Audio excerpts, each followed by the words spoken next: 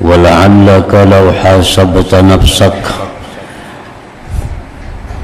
وأنت مواظب على صيام النهار وقيام الليل لعلمت أنه لا ينقضي عنك يوم إلا ويجري على لسانك من غيبة المسلمين ما يستوفي جميع حسناتك فكيف ببقية السيئات من أكل الحرام والشبهات والتقصير في الطاعات وكيف ترجو الخلاص من المظالم في يوم يقتص فيه الجماء من القرناء فقد روى أبو ذر أن رسول الله صلى الله عليه وسلم رأى شاتين ينتطحان فقال يا أبا ذر أتدري فيما ينتطحان قلت لا قال ولكن الله يدري وسيقضي بينهما يوم القيامة وقال أبو هريرة في قوله عز وجل وما من دابة في الأرض ولا طائر يطير بجناحيه إلا أمثالكم أنه يحشر الخلق كلهم يوم القيامة البهائم والدواب والطير وكل شيء فيبلغ من عدل الله تعالى أن يأخذ للجماء من القرناء ثم يقول كوني ترابا فذلك حين يقول الكافر يا ليتني كنت ترابا فكيف أنت يا مسكين في يوم ترى في صحيفتك خالية عن حسنات طال فيها تعبك فتقول أين حسناتي فيقال نقلت إلى صحيفة خصامائك وترى صحيفتك مشحونة بسيئات طال في الصبر عنها نصبك واشتد بسبب الكف عنها عناؤك فتقول يا رب هذه سيئة ما قارفتها قط فقال هذه سيئة القوم الذين اغتبتهم وشتمتهم وقصدتهم بالسوء وظلمتهم بالمبايعة والمجاورة والمخاطبة والمناظرة والمذاكرة والمدارسة وسائر أصناف المعاملة إلى آخره. Makna perkataan Imam Al-Ghazali rahimahullah wa nafa'ana bi'ulumih, dan barangkali kamu, jikalau kamu mengadakan perhitungan dirimu, artinya andai kata kita menghitung tentang diri kita ini, sedang kamu rajin melakukan puasa pada siang hari dan melakukan ibadah pada malam hari, niscaya kamu tahu bahwa tidak berlalu daripada harimu, tidak berlalu daripadamu hari, melainkan berlaku atas lisanmu daripada menggibah kaum muslimin yang mengambil seluruh kebaikanmu. Lalu bagaimana dengan sisa kejelikan dosa dari memakan harta haram dan syubhat dan keteledoran dalam ketaatan, dan bagaimana kamu mengharapkan terlepas dari kezaliman pada hari yang diambil kisas balasan setimpal padanya bagi kambing yang tidak bertanduk dari kambing yang bertanduk. Artinya kalau kita menghisap diri kita, kita puasa siang, malam beribadah kepada Allah, tapi kita suka menggibah orang. Suka menggibah orang, maka gibah itu sudah menghabiskan puasa kita, apalagi ibadah-ibadah malam hari itu sudah habis, sudah diambil oleh orang yang kita gibah itu. Nah, ditambah lagi kita ada dosa, dosa lain. Nah, ada dosa lain seperti misal dengan sengaja memakan harta yang haram, memakan harta syubhat, taat kita kepada Allah kurang biris. Nah, bagaimana kita bisa selamat di akhirat itu? Jadi artinya kita sudah kalau menghitung-hitung diri kita ini. Setiap kali kita berbuat gibah, setiap kali kita menggunjing orang, berarti ada ibadah kita yang hilang. Ada ibadah kita yang berpindah kepada orang yang digibah. Barangkali gibah itu sudah menghabiskan amal ibadah kita. Nah, sedangkan dosa-dosa kita masih banyak yang lainnya. Nah, itu kalau kita mau mengadakan perhitungan dengan diri. Nah, jadi agar selamat daripada yang demikian, beribadah kepada Allah siang dengan puasa, malam dengan qiyamul lail, menjaga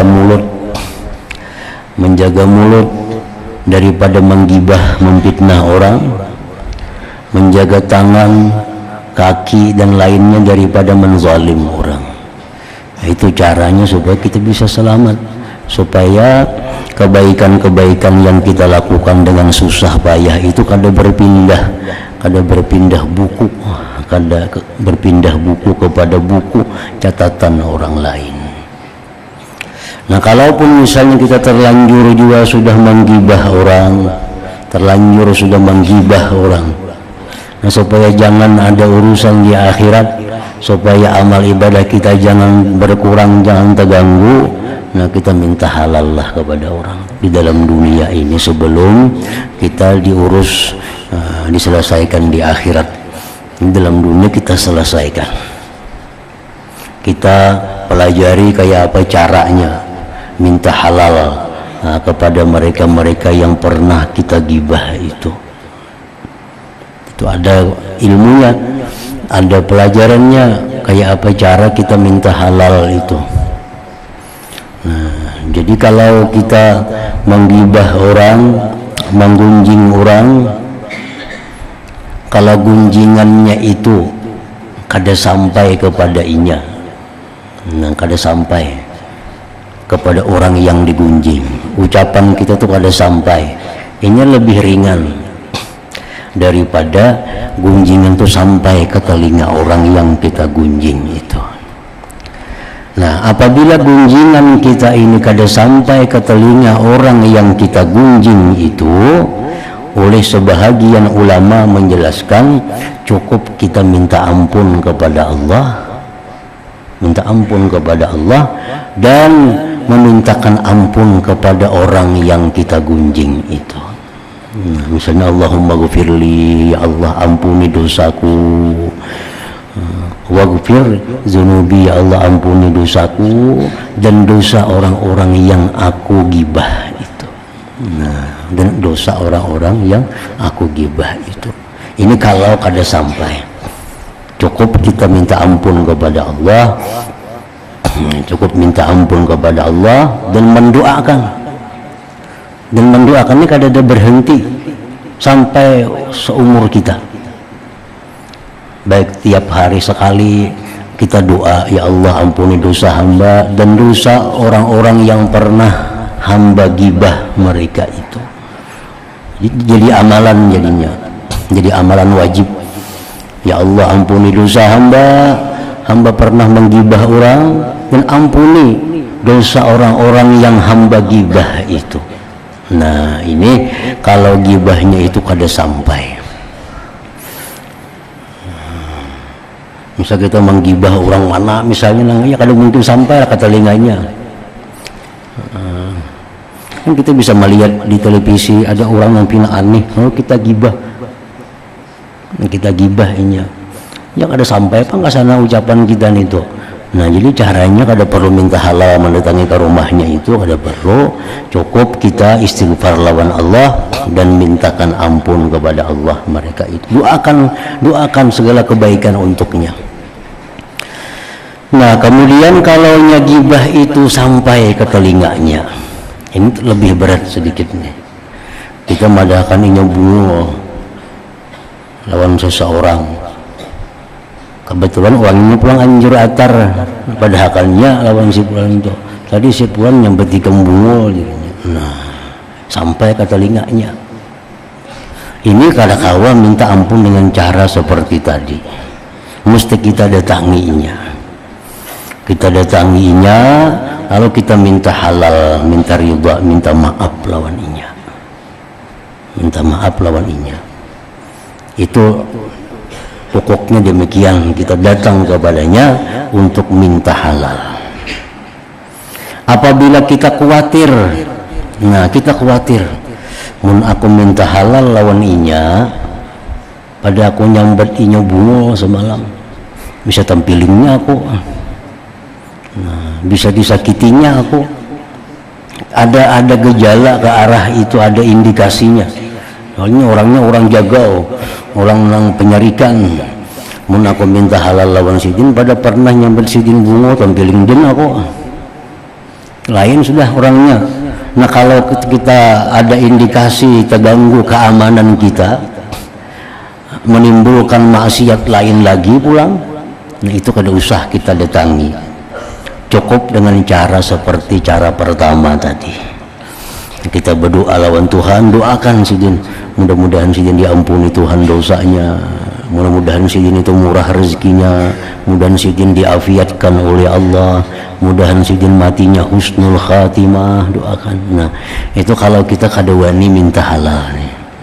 Kalau kita minta halal kepada orang itu, kita yakini kada ada menimbulkan masalah, nah kita wajib minta halal kepadanya, wajib minta halal. Nah itu kalau gibah, gibah kepada orang nang sampai gibah kita ke telinganya. Nah itu hanya cara kalau sudah terlanjur kita menggibah, kalau sudah terlanjur menggibah. Nah lain lagi dengan buhtan. Buhtan itu lebih berat lagi daripada gibah, fitnah. Nah, fitnah.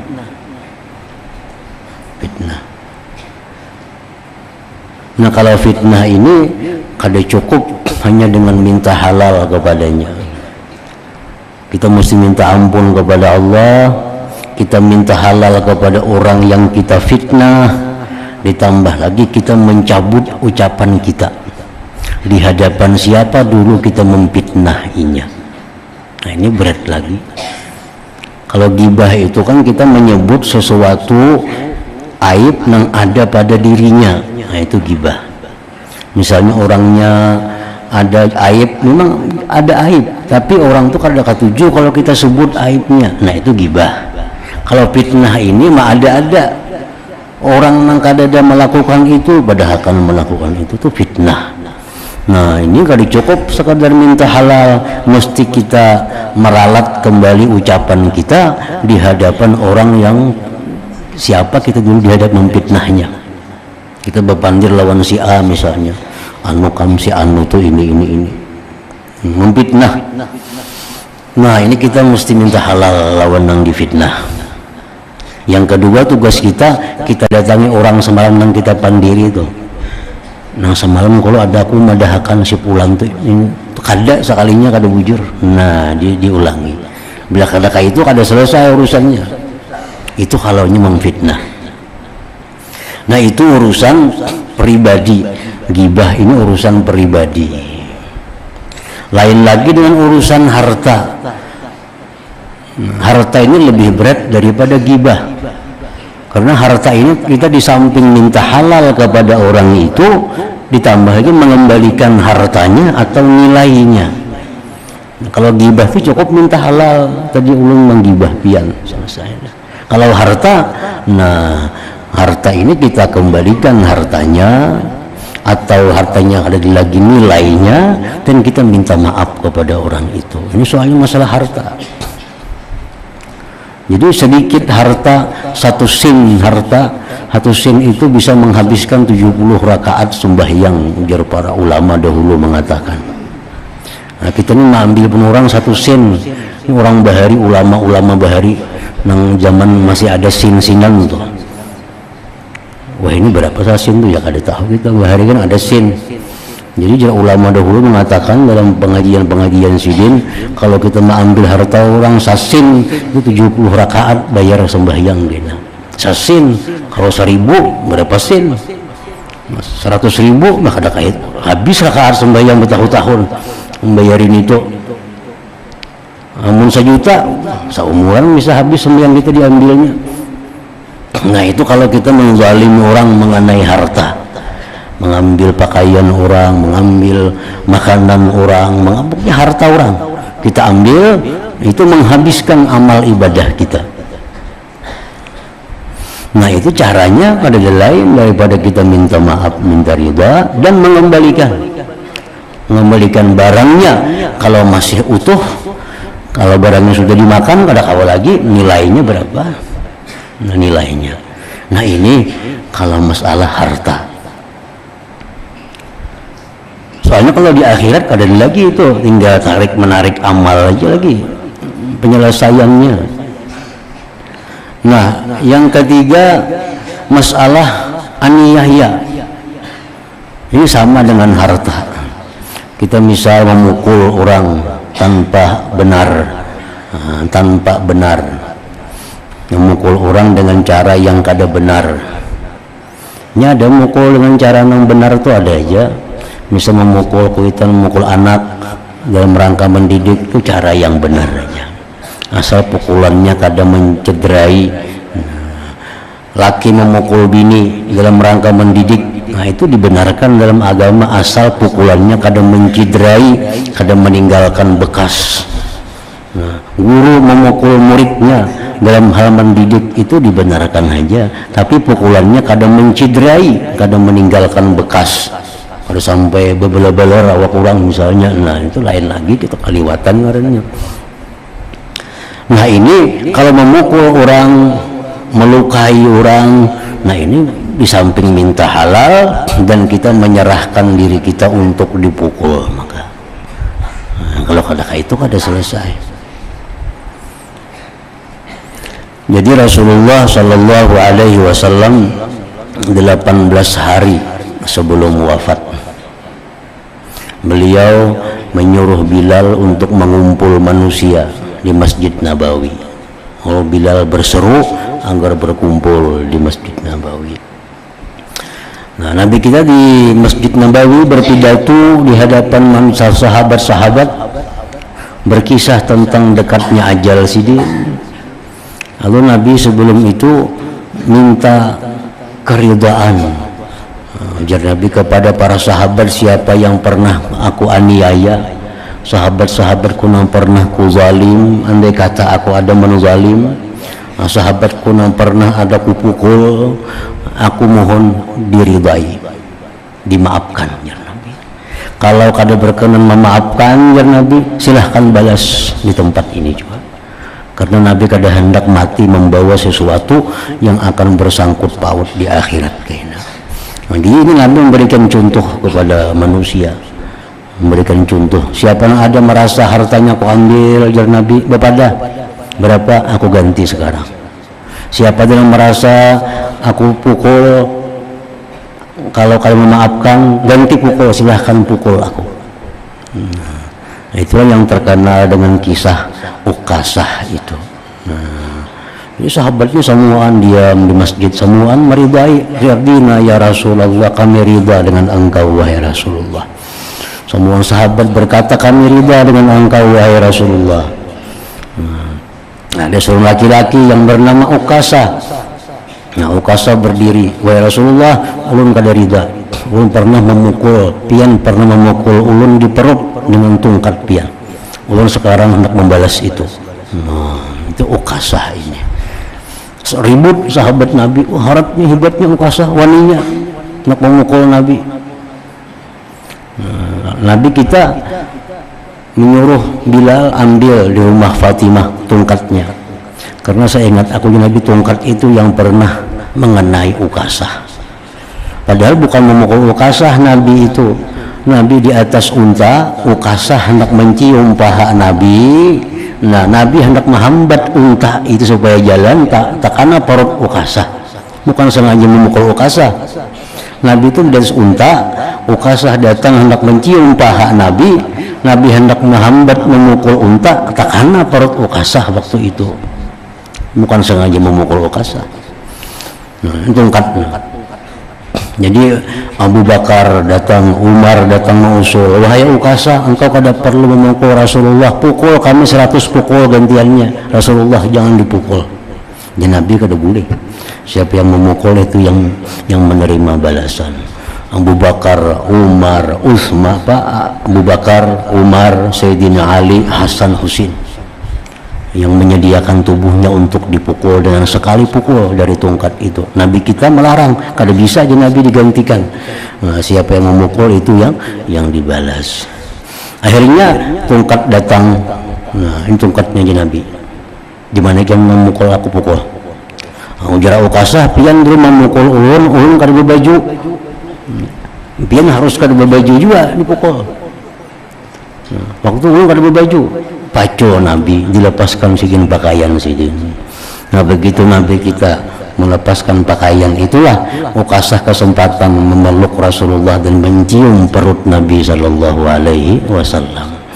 Usama ini bukan nak memukul, kada, nak melihat perut Nabi dan nak menciumnya, itu tujuannya, bukan nak membalas, kada. Nah sudah Ukasah ini Nabi kita buka baju, Ukasah kisah hendak memukul, dilepasnya tongkatnya, dipeluknya Nabi habis-habisan, diciumnya perut Nabi Sallallahu Alaihi Wasallam. Diciumnya perut Nabi sampai Nabi, apakah engkau ridha wahai Ukasah? Raditu ya Rasulullah, ulun ridha wahai Rasulullah. Nah lalu jar Nabi dalam kesempatan itu, Ukasah ini rafiqi fil jannah, dia kawanku kena di surga. Nah pada sahabat yang lain nimbang urung meragap Ukasah masing-masingnya. Nah, sampai hendak pingsan Ukasah diciumi oleh sahabat-sahabat yang lain. Nah jadi itu caranya minta halal kepada orang yang pernah dipukul, pada orang yang pernah dianiaya. Kalau kadakah itu di akhirat kena hukumannya. Hukumannya lain dengan tongkat dunia, misalnya tongkat dari neraka yang akan memukul kita. Jadi mengambil harta orang, caranya supaya selamat, supaya ibadah kita kada habis membayar itu, kembalikan harta orang atau nilainya ditambah lagi, minta ridha. Nah menganiaya tubuh orang sama, datangi minta halal, serahkan diri kita, pukul di mana hendak memukul. Nah bila kadakah itu kada biris, habis kena kebaikan kita untuk membayar hal-hal yang seperti itu. Abu Dzar radhiyallahu anhu telah meriwayatkan bahwa Rasulullah sallallahu alaihi wasallam melihat 2 ekor kambing yang tanduk menanduk. Lalu beliau sallallahu alaihi wasallam bersabda, ya Abu Dzar, atadri fima yantatihan? Ujar Nabi, wahai Abu Dzar, tahukah engkau kenapa mereka itu tanduk menanduk? Apakah kamu tahu mengenai sesuatu yang keduanya saling tanduk menanduk? Saya menjawab, tidak tahu wahai Rasulullah. Rasulullah SAW bersabda, walakin Allah yadri wa sayaqdi bainahuma yaumal qiyamah. Ujar Nabi, tetapi Allah tahu dan dia akan memutuskan di antara keduanya pada hari kiamat. Jadi bukan hanya manusia yang dikisas di akhirat itu, binatang-binatang pun yang pernah dizalim oleh binatang lainnya di akhirat akan dikembalikan oleh Allah untuk dikisas. Apalagi manusia yang punya akal ini. Abu Hurairah radhiyallahu anhu berkata tentang firman Allah Ta'ala, wa ma min dabbatin fil ard wala ta'irin yatiru bi janahihi illa umamun amsalukum. Suratul An'am. Artinya, dan tiadalah binatang-binatang yang ada di bumi dan burung-burung yang terbang dengan kedua sayapnya, melainkan umat-umat juga seperti kamu. Nah, artinya apa? Maksudnya umat-umat seperti kamu. Kalau kita ini di dunia saling zalim menzalim, kita di akhirat akan diambil kisah oleh Allah nah binatang-binatang pun demikian juga. Nah, ini Al-Quran mengatakan demikian. Sesungguhnya Allah mengumpulkan semua makhluk seluruhnya pada hari kiamat itu. Binatang-binatang ternak, binatang-binatang lain, burung, dan setiap sesuatu. Maka sampailah dari keadilan Allah bahwa Dia mengambil bagi binatang yang tidak bertanduk dari binatang yang bertanduk. Kemudian Dia berfirman, jadilah kamu tanah. Memangnya kada ada hukuman? Binatang kan kada ada neraka surga baginya. Cuma kalau dalam dunia pernah menyakiti binatang lainnya, di akhirat kena dibalasakan dulu. Kayak apa rasanya menanduk orang, ditanduk orangnya. Nah, sudah diris, ujar Tuhan apa? Kuni turaba, jadilah engkau tanah, jadi tanah. Manusia kada pernah menganiaya, pernah. Nah, kada disuruh berbulik menampilin, kada. Dalam dunia pernah bisa memukul orang, di akhirat kita memukul, kadakah itu kalau manusia? Bayar dengan amal tadi. Nah, bayar dengan amal. Kalau binatang cukup dibalas. Nah, cukup dibalas. Sesudah itu disuruh jadilah tanah, jadi tanah binatang itu. Maka demikian itu ketika orang kafir berkata, wahai sekiranya aku adalah tanah. Orang kafir hendak benar kayak binatang jadi tanah juga, kada kawa manusia. Orang kafir melihat kambing ini menanduk itu jadi tanah. Kambing ini pernah dalam dunia dibalas ditanduk jadi tanah. Ya orang kafir jadi akan ulun tanah juga ya Allah. Kada kawa jadi tanah orang kafir. Ada neraka di belakang mereka itu. Dan demikian itu ketika orang kafir berkata, wahai sekiranya aku adalah tanah. Maka adalah kamu wahai orang yang patut dikasihani, pada hari kamu melihat lembaranmu itu kosong dari amal-amal kebaikan. Yang lama kepayahanmu padanya. Dalam dunia kita payah menahan guring, menahan tidur untuk tahajud sembahyang malam. Di dalam dunia kita payah haus lapar karena puasa. Nah, sekali di akhirat kada ada bacaannya. Mana puasa pahalanya kada ada. Mana sembahyang kada ada pahalanya. Kosong dari amal-amal kebaikan yang lama kepayahanmu atasnya. Lalu kamu berkata, di mana amal-amal kebaikanku? Maka aku naik haji, aku berumrah, aku bersalawat, aku puasa, aku bersedekah. Kada ada. Kada ada tulisannya. Maka dikatakan oleh para malaikat, amal-amal kebaikanmu dipindah ke lembaran-lembaran musuh-musuhmu. Dipindah Tuhan. Jadi dipindah. Orang yang kita gibah itu ke situ larinya. Orang yang kita zalim hartanya, kita tipu hartanya, kas pindahnya ke situ.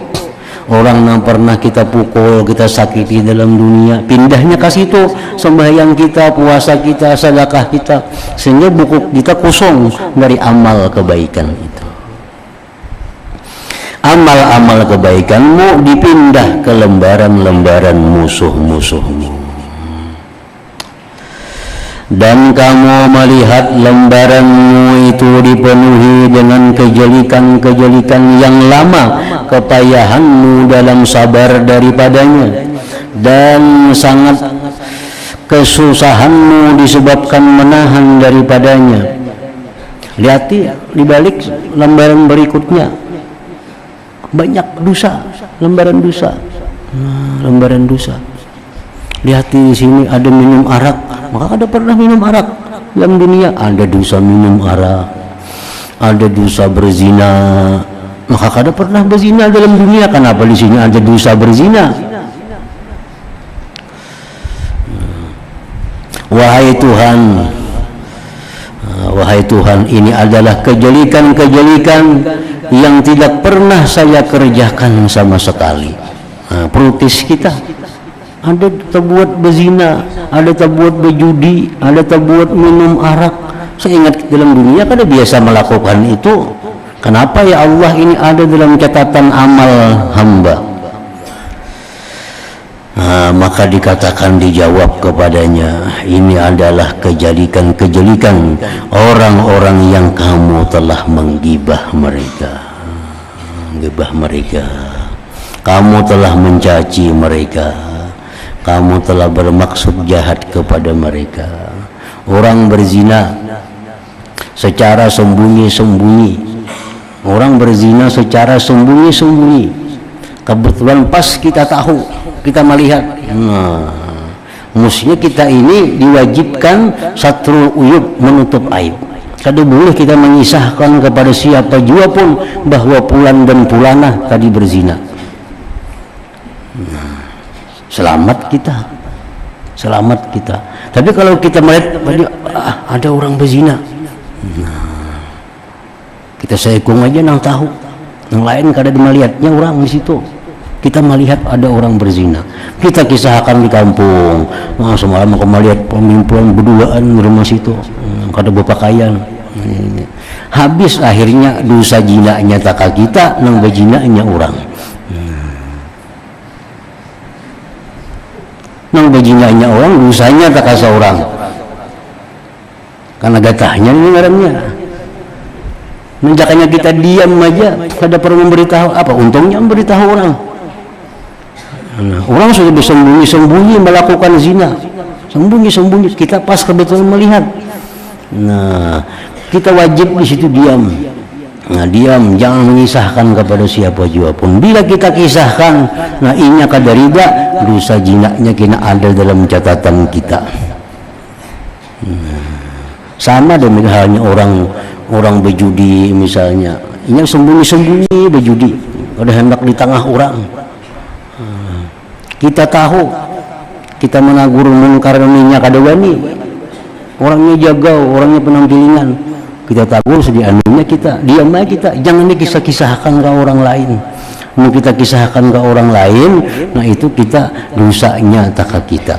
Boleh kita kisahkan ke orang lain kalau melihat ada orang berjudi itu, tapi tujuan mengisahkan itu untuk merubah kemunkaran itu. Misalkan dari kisah-kisah aja kada boleh. Boleh kita di kampung ada orang berjudi di tengah hutan, diam aja, tapi hati kada ketuju, cukup sudah. Kalau hendak melaporkan juga, laporkan kepada orang yang kawa merubah itu, itu selamat kita. Tapi kalau kita melaporkan orang kekawanan di warung-warung pandiran, itu gibah ngarannya, itu menghabiskan amal kita. Ini melihat ada orang berjudi, kita tahu, kita hendak merubah, kita kada wani, ada 4 orangnya, diam aja kita, ya hati barang kada ketuju. Kalau hendak mengisahkan, yuk kisahkan ke polisi, tuh wahai polisi ada orang berjudi sana, makasih ditangi supaya nyampihan, itu selamat kita. Kalau kadang itu mengisahkan kisah wara kemana-mana, itu yang disebut dengan gibah ngarannya. Lalu kamu berkata, wahai Tuhan, ini adalah kejelikan-kejelikan yang tidak pernah saya kerjakan sama sekali. Maka dikatakan ini adalah kejelikan-kejelikan orang-orang yang kamu telah menggibah mereka. Kamu telah mencaci mereka, kamu telah bermaksud jahat kepada mereka, dan kamu telah menzalim mereka dan berjual beli, bertetangga, berbicara, munazarah, muzakarah, membahas pelajaran dan macam-macam muamalah lainnya. Gibah itu dihalalkan untuk orang-orang yang menampakkan kemaksiatannya. Itu boleh kita gibah. Orang yang sudah menampakkan kemaksiatannya, orang yang sudah kada ada rasa malu untuk berbuat maksiat, itu kan ada lagi kita dosa menggibahnya. Mantara jilbabal haya balagi batalah, menjadi Imam Ghazali, siapa yang sudah membuang rasa malunya, maka orang itu sudah halal untuk digibah. Ini sudah kada malu lagi melakukan maksiat. minum arak nah kiting-kiting botolnya di tangan, minum arak di tengah jalan, itu orang kada malu. Nah itu boleh disambat pemabuk, kada apa-apa. Orang berjudi bawa pohon listrik tengah jalan, berjudi, sambat dia itu penjudi, kada apa-apa. Ini sudah kada malu di tengah umum melakukan judi itu. Ini kata di Badung, di tengah pasar Badung, mau kata aku berinting taringnya sini nah. Kisahkan ya kemana-mana ada bapak kok kata di Badung merenjak. Karena ini sudah kada malu Badung di tengah pasar itu. Itu kada ada gibah lagi. Gibah ini kepada orang yang malu maksiatnya ketahuan orang. Ini malu kalau maksiat itu ketahuan orang. Ini ketujuh minum bir ketujuh. Minum mabuk-mabukan ketujuh tapi di rumah sorangan nak minum.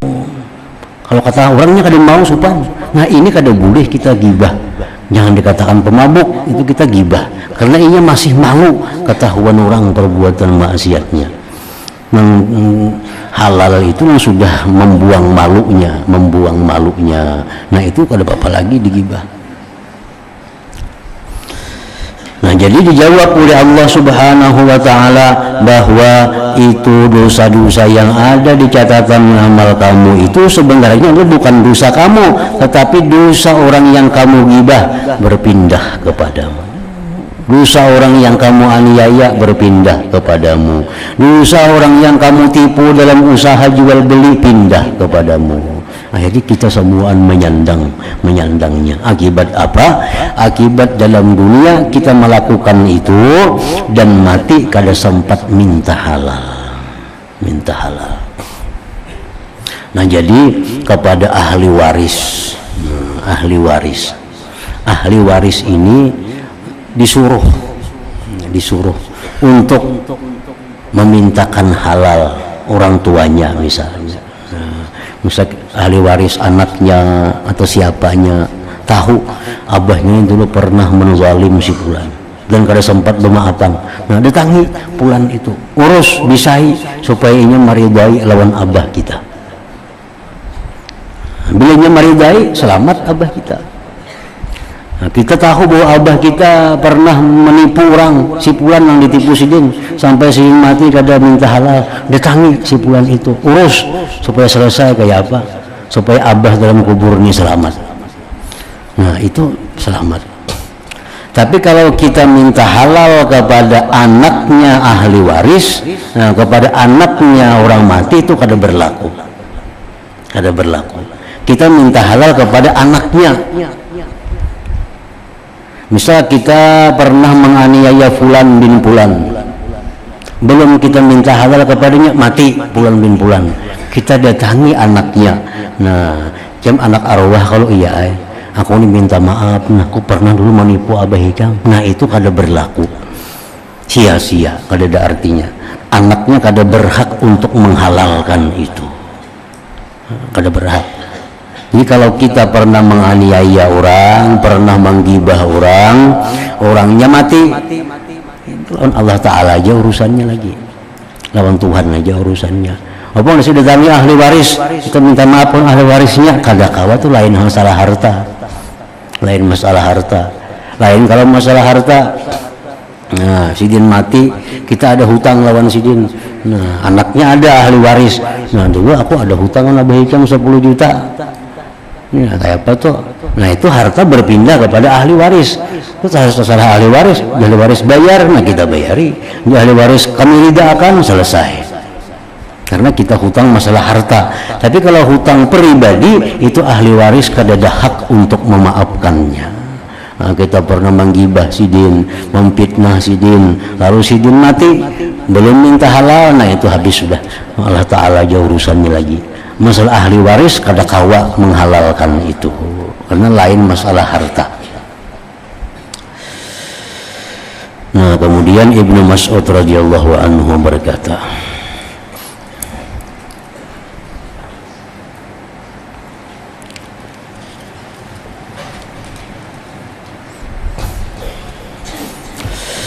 Abdul Zikri fa'alam annahu la ilaha illallah Muhammadur Rasulullah, la ilaha illallah Muhammadur Rasulullah,